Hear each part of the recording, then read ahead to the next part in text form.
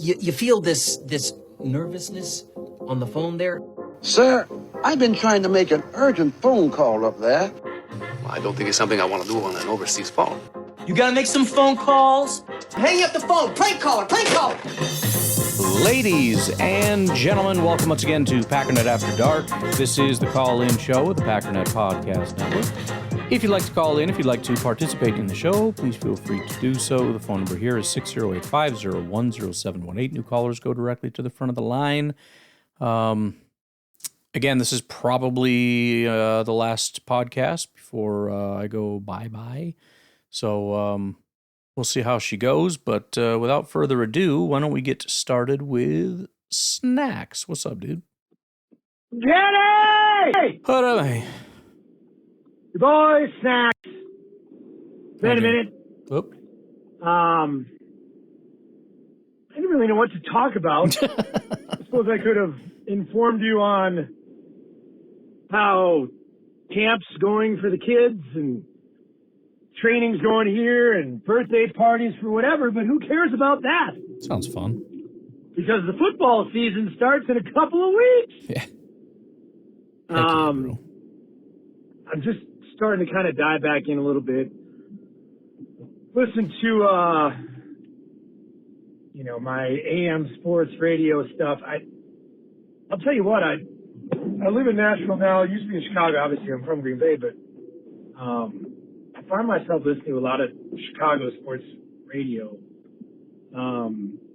just because I enjoy how just amazingly polarized they get on both sides of the spectrum. If something goes well, they think they're the greatest things ever. If something goes awful, it's, the whole roof's caving in. And yeah, they get pretty wild. I don't know. I'm kind of excited to see how this all goes. I don't really know if I think that this is a year where we go real far, but I'll tell you what, man, if we get healthy, I think there's a chance we could do some good things. I just want Jordan Love to have one of those it seasons. He's obviously an amazing thrower of the football. I like him as a leader. I like him as everything. I wish he was a little bit more vocal and not just so plain Jane when it comes Just glad. I thought you were going to say more consistent. I was going to hang up on you. to interviews and whatever other things that coincide with being a leader of a football team. Like I feel like a quarterback's got to have a little bit of zest. But if he does that same shtick and balls out and has what I believe he could have an MVP caliber season, would be amazing. Need the offensive line to really, really, really do their thing. If our offensive line holds up in some shape or size and Jordan Morgan ends up being average or above, and Jordan can do that, man, I'm ready. I am absolutely ready. So that's it. Sun's setting here in Tennessee, my good man. I hope you're well. That sounds amazing. Heading down kind of your way. Not quite getting that far, though. Looking forward to some, nice weather. I mean, good Lord, it's been so hot, and now we're going down hotter. But sounds great. Glad you're doing good. I'm excited for you, and hopefully a bunch of other people come streaming back because football is back in action. Again, excited for people to be introduced to to the new Packernet podcast. The heck was I going to say? Oh, yeah. I mean, look, I said it yesterday for me like 5 minutes ago, but all I care about is health. Genuinely, I couldn't give a crap about anyone. I mean, I could, but you don't need to take a step. You stay healthy, we're going to be a great team. And as far as Jordan's vocality, if that's a word, I don't, that doesn't bother me either. I think that there's some guys that are vocal that probably should shut their mouth, and there's other guys that, maybe they could speak more or something, but I don't think it matters at all, honestly. I'm trying to think of like who are the super vocal quarterbacks. I mean, Baker's vocal. Does Herbert talk? I don't know. I've never heard Herbert talk. Burrow, I know he was like all like Mr. Hollywood or whatever when he came out of college, but I barely see or hear from him at all. Stafford doesn't. I mean, maybe he does. Maybe Stafford yaps a little bit. I don't know. I don't. I don't care. I mean, if that's our biggest issue, we're sitting pretty. And maybe that is our biggest issue at this point, because I don't think we got a lot of problems. Brucey, what's going on? Ryan, this is Bruce. What's up, man? What's up, dude? Every time I hear your podcast, you get my brain going, man. My ADHD goes all over the place. You were talking about stats, and I think it all comes to this kind of light bulb that turned on in my head in terms of stats versus the eyeball test. Mm-hmm. And I'm going to equate it to, let's just say, God, right? We all assume God exists, but there's this leap of faith to believe that something exists. So how you get to that means everybody has a different way of getting to that. There's variables involved. So you can have concrete things to show that something exists, i.e. Jordan Love being a good quarterback, versus that leap of faith to believe that all of these statistics are going to prove. It's not accounting all of the variables, but you're adding variables to it to make an informed decision regarding the outcome. So if you could take all of these stats and not just be a stat person, I guess, like we mainly are, because you try to see it. Same thing with Caleb, you know, like the stats are one thing, but then there's this like giant gap between quote unquote the talent and his capability to reach whatever it is. But the metrics and the variables related to getting to that point, to being a good quarterback, point in different directions. If there's some way to quantify variables, for example, a guy runs a 4.29 40. He's fast, but translating that to what most people say, or a lot of people say, in terms of raw speed versus football speed, like intelligence plays into that, right? Like, can the person anticipate? So you can be really fast, but if you're not in the right spot or you're not anticipating, then your speed means nothing. You can just be a burner. So, I mean, that's kind of where my head is right now with that stuff. So it's just kind of bridging that gap and being able to build in variables into making a decision.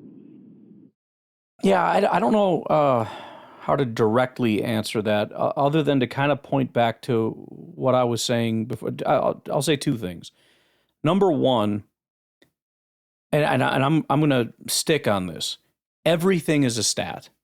Everything. Because when I'm talking about a stat, what I'm talking about is when we see something and write it down. The only other question is the stat's reliability. You talked about like 40 time and all that. The problem with 40 time, like you said, it needs context. The problem with 40 time is that it's a low reliability statistic. It's a statistic. It's a thing that we saw and we wrote down. It was measured, right? It's a thing that we observed, measured, and wrote down, statistic. But the thing is, and this is where, too, you mentioned that we need to take a leap of faith with stats. We really don't, because stats can be tested. Now, it depends what it is we want to ask in terms of, like, what is its reliability in this direction or this direction, but you can test those things. You can see the reliability of these things, and I've done that a few times on the podcast as a way to demonstrate that I'm not just pretending these are the best. It's not like these are the best stats because we all voted that they're the best stats. These have been mathematically tested. So you reverse engineer it and you go back and you look. You know, we can see what EPA has said, and then we can apply that back into things. And also, its forward predictability is another thing. It's another thing that I've said numerous times, is a stat is only as good as its ability to predict the future. Now, that's not entirely true, because some things maybe are designed to tell you what happened more so than what's going to happen, but I'll still stand on it because it's a fair, it's a good way to say it's a good stat if it can predict the future. But yeah, so there's the two things. Everything is a stat. So when they talk eye test, that's bullcrap. There's no such thing as an eye test. You view with your eyes, you measure, and then you write down what you measured. So it's like, you know, even if people talk about, well, Caleb has these great throws or whatever, he does all these things. You're describing a metric, but you haven't figured out how to cultivate that, which is why I don't really care about it. You're not telling me how many times it's happened. You're not telling me what it even means to do that. You're not telling me the value of that. I don't know what you're talking about, really. So people don't want to say that they're talking about a statistic, but they are. Everything, and this is probably just my math brain working, but it's correct. Everything is a metric. They don't want it to be because they want to float out in space where you can just say whatever you want to say. But at the end of the day, and this is the problem, you're going up against something that I know is reliable and has been rigorously tested. And now you're coming out with this thing that you just kind of made up out of thin air that, he does, what was it? Colin Cowherd, when he was talking about Caleb Williams, he does things that nobody else can do. Okay, you're describing a very loose and flimsy metric that I can't do anything with. Like, am I supposed to take that seriously? You got people critiquing EPA. Do you know how solid of a metric EPA is? And people are still out here critiquing it. But yet I'm supposed to take seriously this metric of he does things that other people can't? Okay, great. Measure it. Write it down. And let's test it. Let's run it through. But they don't do it because they don't even know what they're saying. You're just saying stuff. Okay, well, you can say whatever you want. But I can't do anything with it, so it doesn't mean anything to me. So, that's kind of where I'm at with this situation. Everything is a metric. Everything is a statistic. And everything you come to me, I'm going to run it through that lens of how solid and measurable and provable is this thing that you're describing to me. It's a fake dynamic of eye test versus statistics. It's fake. It's a fake binary. It doesn't exist. They're the same thing.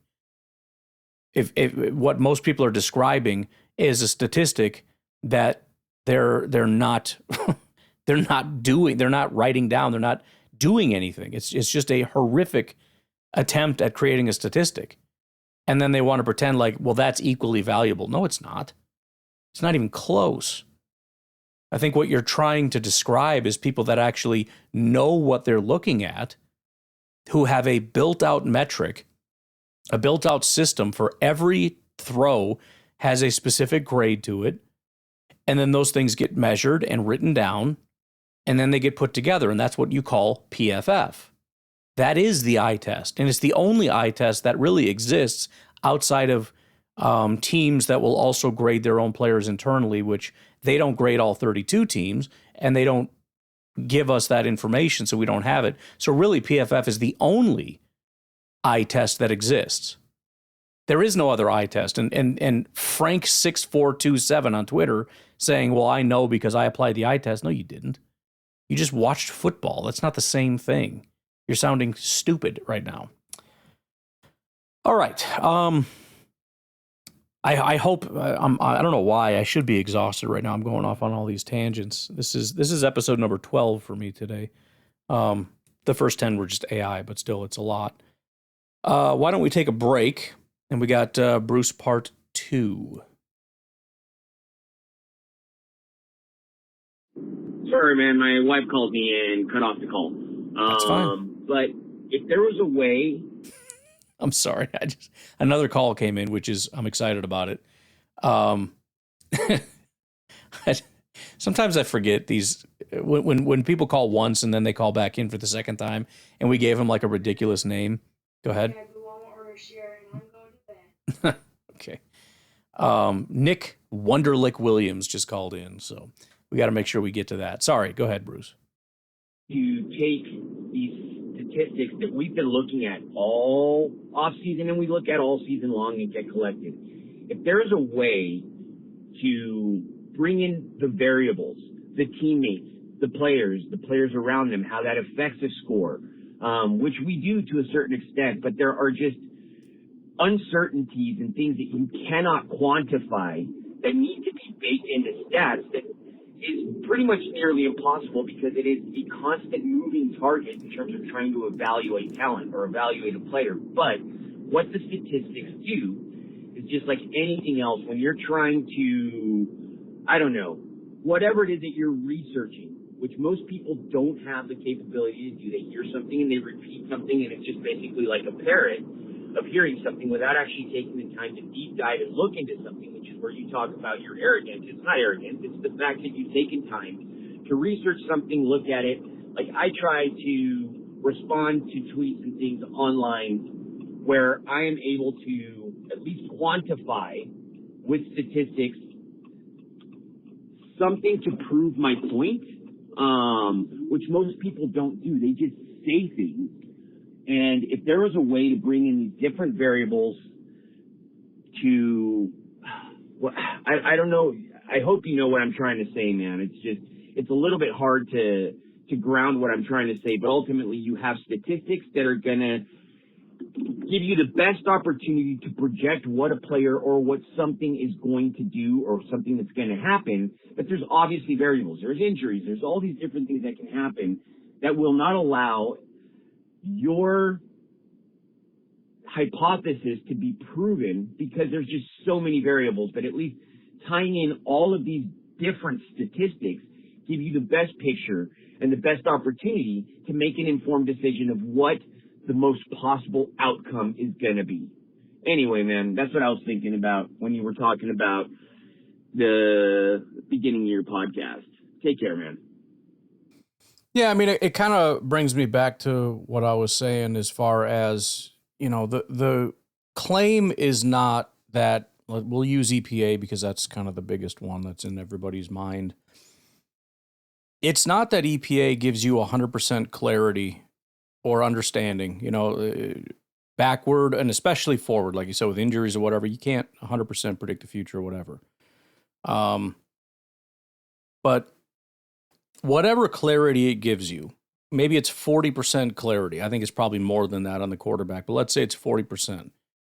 That is so much more clarity than anything else is going to give you. And people trying to, I mean, it's kind of like saying, you know, we can, you know, we've gone to the moon. Obviously, there's a goal for Elon to get to Mars. Seemingly in his lifetime, he'd like to get there. He seems to think that, you know, I don't know, 10 years or something. But it would be similar to trying to discredit, you know, stats or whatever because of the variables. Would be kind of like, do you understand how vast the universe is? And you can only go to the moon. You can only go to Mars. Do you understand that that is not a fraction of a fraction of a fraction of a fraction of the size of the entire? So what? So what does that have to do with anything? You know what I mean? So look, I think it makes sense to try to understand what's happening and to try to be as correct as you can possibly be. And we have flawed tools that can get us there, but I would rather use what we have to get as much clarity as possible. This goes back to the NFL draft equation. There's way too many variables, which is why half of these guys end up sucking while a 5th, 6th round, 7th round guy can be good and a number 4 overall pick can be a bust. That shouldn't happen with the amount of work that gets put in, but it's because you don't have perfect clarity. But that doesn't mean that everything that these guys do, all the scouting, all the handshaking, all the background checks and all that is useless. That's a silly way to look at it. Of course it's not useless. The point is we can only have so much clarity on an issue, and we should try to get as much of that as we possibly can. Whatever information we're able to get, we should strive to get it. And yes, I understand it's not 100%. That's irrelevant, you know? But it is what it is. Yeah, there's a bunch of other stuff that's going to factor in. But I think some of that is probably also a little overstated because despite that, we can kind of follow these things around. You know, the idea that, oh, Joe Burrow, yeah, everybody thinks he's good because he's got these receivers. It's not the receivers. It's not. If he went to a different team, I bet you'd have the same kind of guy. Because you know what? The stats have gotten good enough to be able to kind of see through a lot of that mess. And that's why when guys leave and go somewhere else, a lot of times they're the same guy. You know? Not always, but, you know, Devontae, when he left and went to a much worse situation, he's still Devontae. He's still the same freaking guy. And a lot of times when they don't, like, well, what about Jordy? Jordy was cooked, man. It was done. It was over for him. It was the end of his career, so that's a completely different situation. But, yeah, I think, you know, as imperfect as they are, all we can do is strive to get the best, clear, correct understanding, and that should be our goal, no matter what. Hey, Ryan, it's Garrett from Lake Tahoe.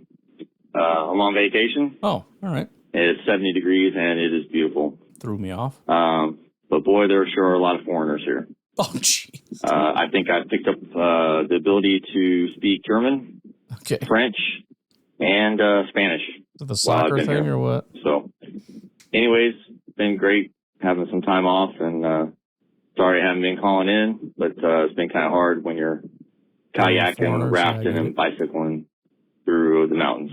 So, anyways, hope to get back to Southern Illinois soon and give you some updates on hopefully what will be the start of training camp. So we'll talk to you then. Heck yeah, man. I'm super fired up. We got, again, I'm going to be also doing a little vacation thing and coming back, and shortly thereafter, I'm assuming when I come back, there's going to be some news. I'm hopeful that it's a Tucker Kraft contract and all that. So we'll kind of go through the backlog. And by the time we do that, hopefully we got training camp kicking off. So we'll see. We'll see if it ends up being that nicely organized for us.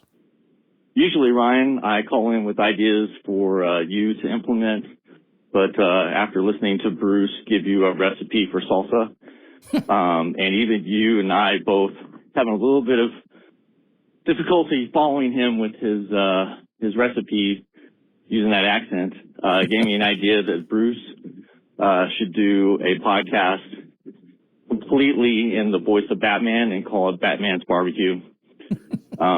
Because cooking with Batman, it doesn't get any better than that. So every once in a while, Bruce, if you're going to call in and give a recipe, do it in Batman's voice next time. It would be hilarious. It would hurt your throat pretty bad, though, but that would be kind of funny. Just an entire podcast of that voice. Like, what the heck is this? Ryan, I've been known to say some mean, hurtful, accurate things from time to time. This is one of those times. I got a new word for you to add to your dictionary. All right. Subtarded. It is a definition of someone or a thing or endeavor that is even below the standards of what you would consider retarded. Okay. And Bears fans, you are subtarded. I cannot even begin to relate to you. I wonder if so 2 thoughts on this. I just super random thought I had like yesterday that just popped into my head because of this. I think because it's a fake word, it hasn't been canceled yet, so I think I can allow it, I think that's fair. Also, how did swear words become a thing? You know what I mean? I'm just like, cause they're just words, Like I'm just trying to think of like the first time, which I'm sure it was a long time ago, but it's like, hey, I got this new word I just made up. Like, oh yeah? What is it? It's like, well, I can't say it. What are you talking about? Can't say it because it's like a forbidden word. Like, what? Yeah, it's like really bad. Like, why is it bad? Like, I don't understand what you're talking about. It's like, yeah, it's this, but don't ever say it because it's like a swear. Like, do you just like come into it and be like, I made up this 4-letter word and I've decided that it's horrible? I don't know. It's just odd to me how that. I mean, I know that's not how it actually came to be, but I thought that was a funnier interpretation. You, Ryan, the experience of stupid remarks and posters and hype that I witnessed when I flew into Midway Airport on Saturday, coming back from Tahoe. We had a layover for 2 hours, so we had to tolerate for 2 hours things being broadcast at the bar, listening to news and sports and just posters and everything hyping up the Bears. It is just beyond me. I wanted to puke. I kind of wish I had the puke bag from the previous flight to use, but dude, it is revolting. Just what is going on in Chicago. So, pride before the fall, I would say, yep, they're about to experience that because everything that they experienced last year in that season was a lot of things that guys have called in and said it's not replicable. Yes. The turnovers, interceptions, that ain't happening this year. Right. The catching teams off guard and coming from behind, that is not happening this year. That's just not going to happen. So they're not going to catch teams by surprise this year, and they definitely have a harder schedule. So, yeah, I'm already over it. And we haven't even hit training camp yet, and I'm already over the putrid attitudes that Bears fans have. The arrogance is absolutely just stomach-turning. Yeah, like we were talking about, man. I think we're playing this the wrong way. I think we need to help. We need to help them.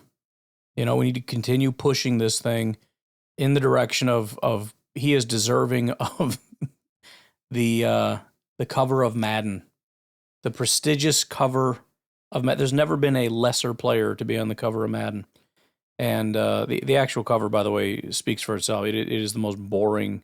It's just blue. Like it's a dude like trying to do the splits in a blue background. It's the dumbest looking thing. But no, we should just step back and let them do this and let the national media continue to tell them that they've got a Hall of Famer, that they've got all this stuff. Just do it.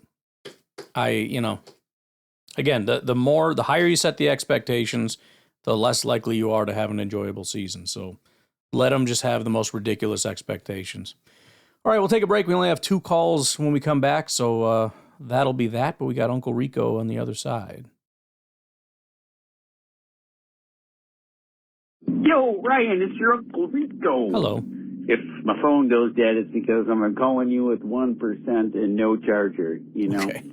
I'm runaway behind here. You just start talking about the sale of the Seahawks. How people, you want all the teams to suck and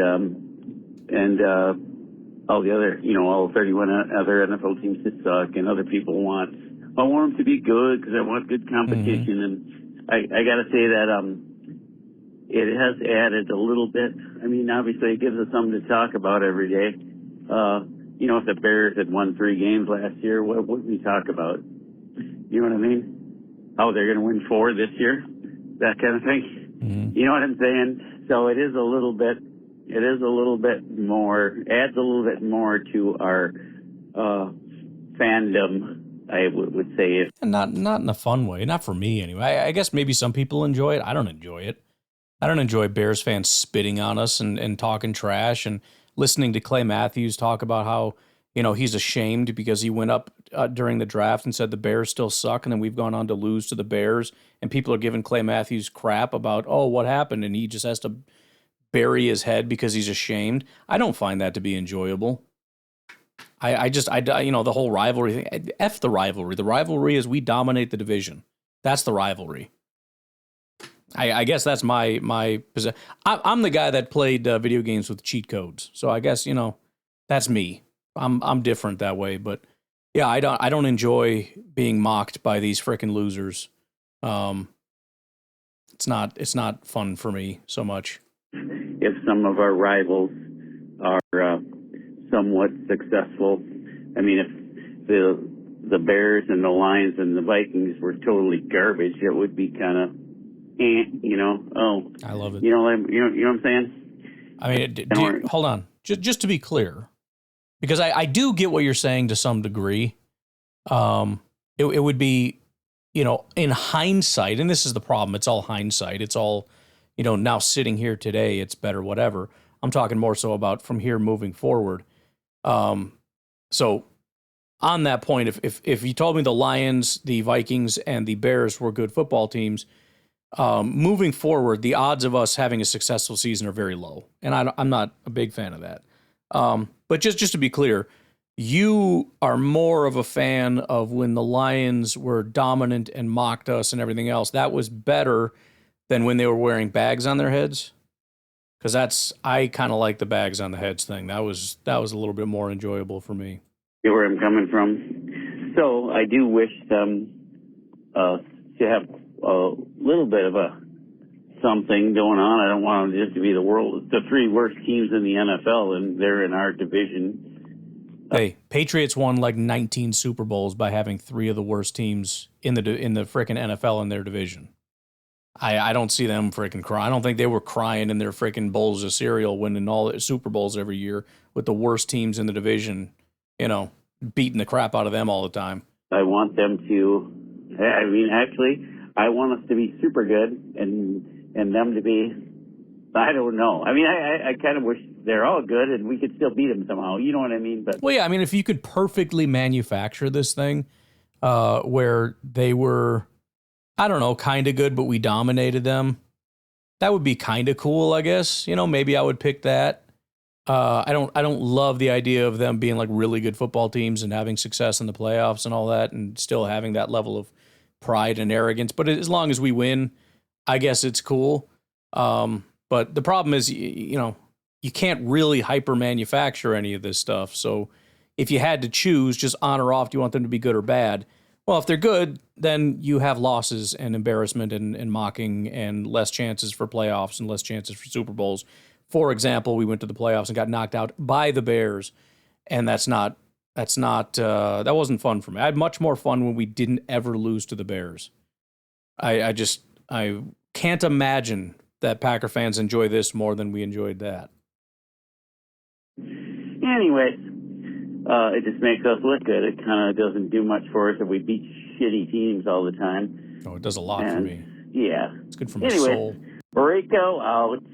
Pack rocks. Ryan rocks.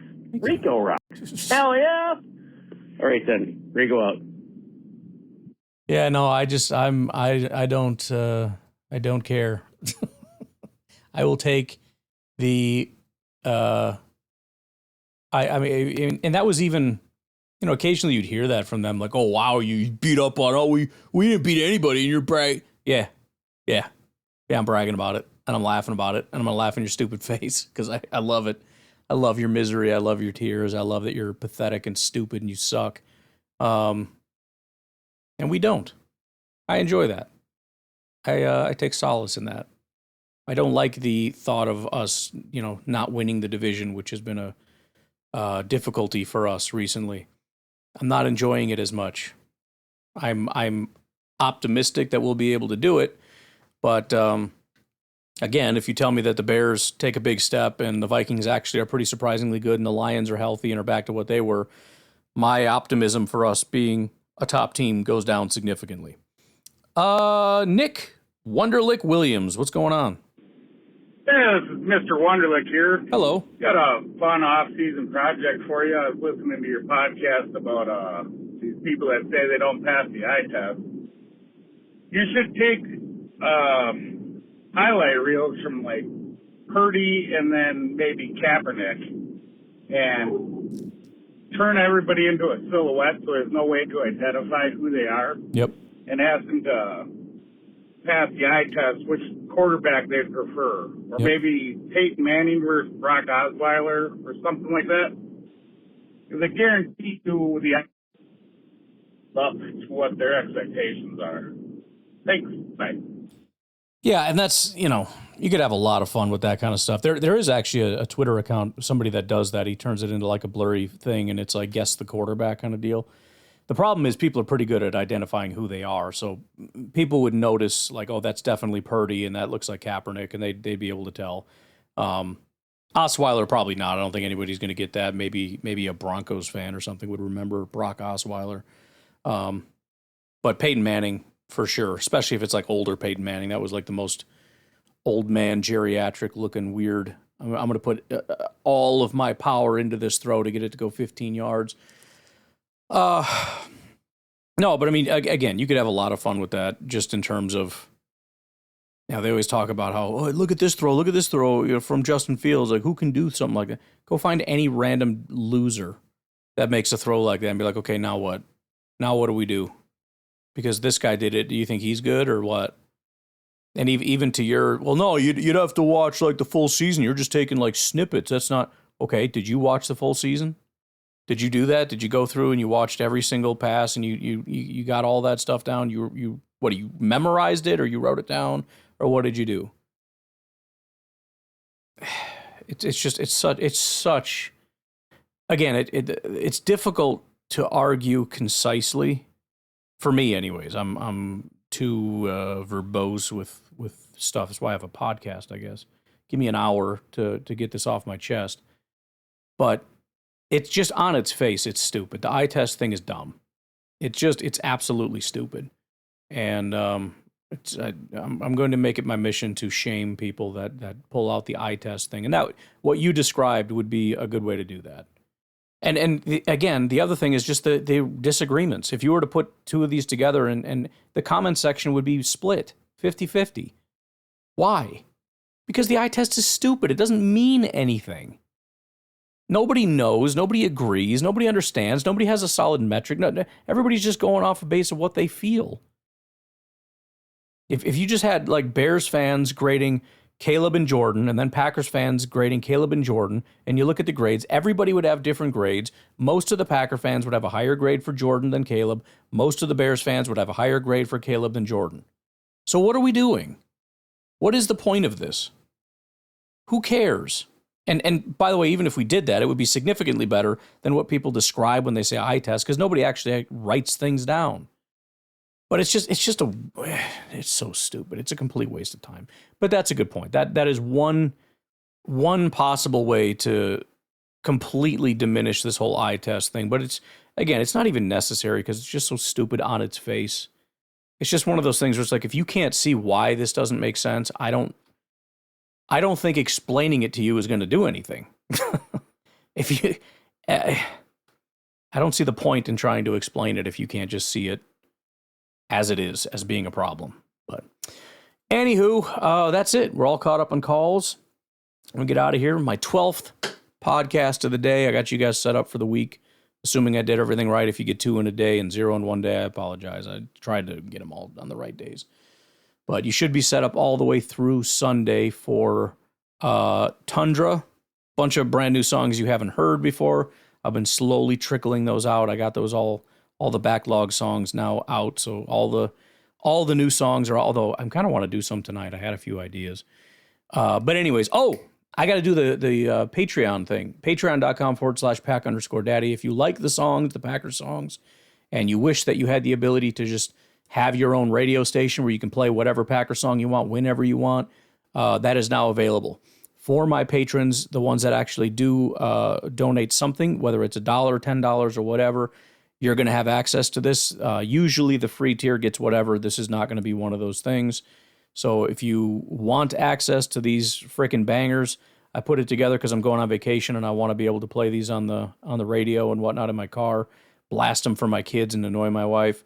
I left out all like the rap songs. I left out all the super heavy metal songs. I can guarantee like 70% of these songs, she's going to be like, I don't like this song. Next song, don't play that song. I don't care. They're good songs. We're going to listen to it the whole way down. It's like a 7-hour drive. But yeah, so that's going to be a thing. So pretty straightforward. It's nothing complex. It's just a tiny little player with a forward, back, shuffle, select.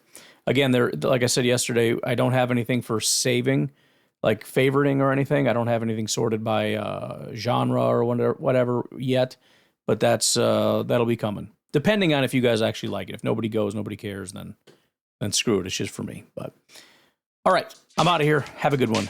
Bye-bye.